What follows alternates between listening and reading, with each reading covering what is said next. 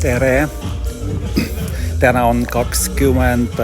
detsember 2023 ja oleme Rakkes kultuurikeskuses. Joonistame kiired šarže digitaalsed Eesti Keskkonnaameti üritusel.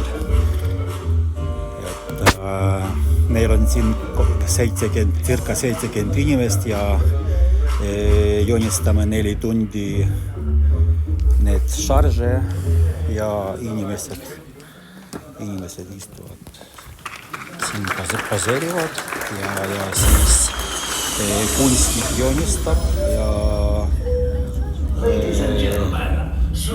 arvutis joonistab ja siis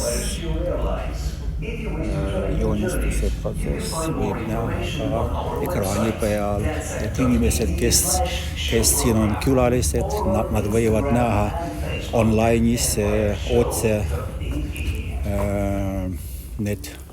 seda joonistuse protsessi.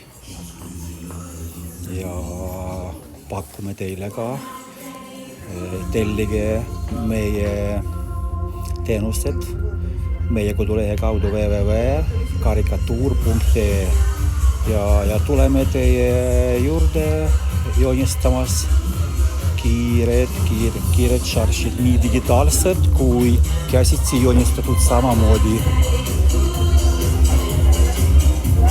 Niimoodi tuleb sihuke meie teenus on pakkuda. Aga suur tänu teile, aitäh!